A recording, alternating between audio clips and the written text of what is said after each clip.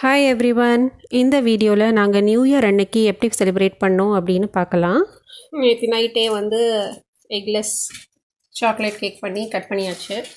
Almost காலியாக போகுது. இன்றைக்கி மத்தியானம் வந்து அம்மாவோட சமையல், அவியல், பருப்பு, சாம்பார், ரசம், வெண்டைக்காய் பொரியல், என் பையன் எங்கள் பேக்ரவுண்டில் கத்திகிட்ருக்கான், மாங்காய், அப்புறம் தயிர் பச்சடி, இன்னும் தயிர் ஊற்றலை.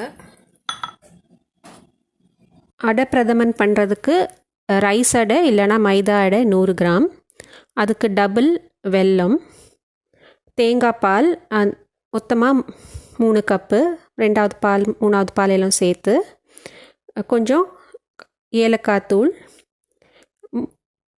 கேஷ்யூ நட்டும் முந்திரியும் தாளிக்கிறதுக்கு கொஞ்சமாக நெய், அப்புறமா தேங்காய் பீசஸ் குட்டி குட்டியாக பல்லாக கட் பண்ணது. ஃபஸ்ட்டு வந்து தண்ணியில் வந்து அடையை வந்து கொதிக்க விடலாம்.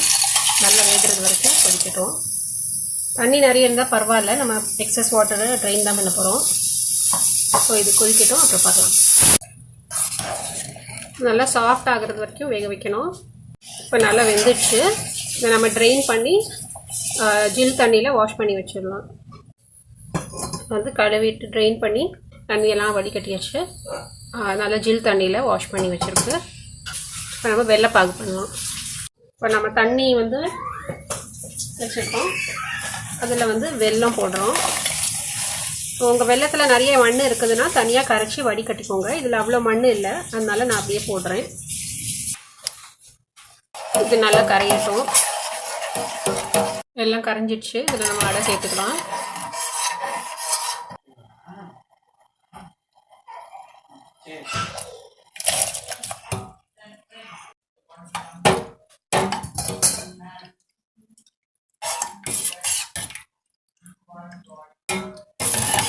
வெல்லம்லாம் அந்த அடைக்குள்ளே நல்லா இறங்குற வரைக்கும் நல்லா குக் பண்ணலாம். இதை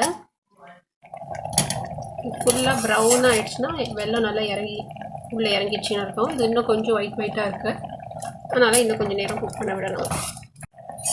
ஸோ இது வந்து நல்லா குக் ஆகிடுச்சு. ஸோ இந்த ஸ்டேஜில் வந்து நீங்கள் 3வது தேங்காய் பால் ஊற்றலாம். ஸோ நான் வந்து ரெடிமேட் தேங்காய் பால் ஊற்றுறதுனால கொஞ்சோண்டு ஹாட் வாட்டர் ஊற்றுறேன், அந்த கொஞ்சம் கன்சிஸ்டன்சி கொஞ்சம் தின் பண்ணுறதுக்கு. நீங்கள் வந்து இந்த ஸ்டேஜில் 3வது தேங்காய் பால் ஊற்றி கொதிக்க விடலாம். அது கொஞ்சம் நேரம் கொதிக்க விட்டுட்டு அப்புறம் 2வது தேங்காய் பால் ஊற்றலாம். ஸோ நான் வந்து ரெடிமேட் தேங்காய் பால் ஊற்றுறதுனால கொஞ்சம் ஹாட் வாட்டர் மட்டும் ஊற்றி கொதிக்க விட போகிறேன். இதில் இப்போ நான் தேங்காய் பால் ஊற்ற போகிறேன். தேங்காய் பால் ஊற்றிட்டு உடனே ஆஃப் பண்ணிடணும்.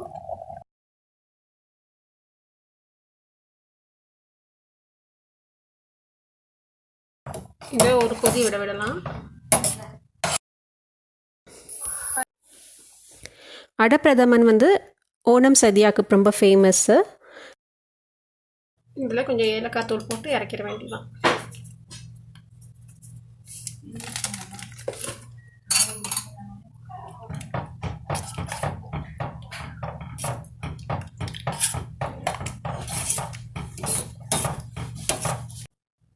இப்போ நம்ம முந்திரி தாளிச்சிடலாம். அதுக்கு நெய்,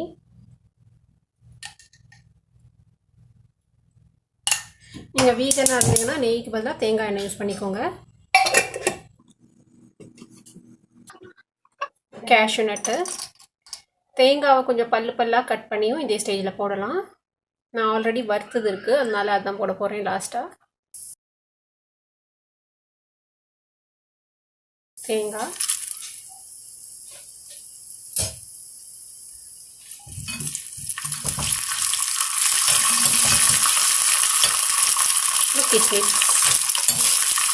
கிஸ்மிஸ் இல்லைன்னா விட்டுறலாம். கிஸ்மிஸ் நல்லா பஃப் ஆகிடுச்சு. இப்போ வந்து நம்ம அதை பாயசத்தோடு மிக்ஸ் பண்ணிடலாம்.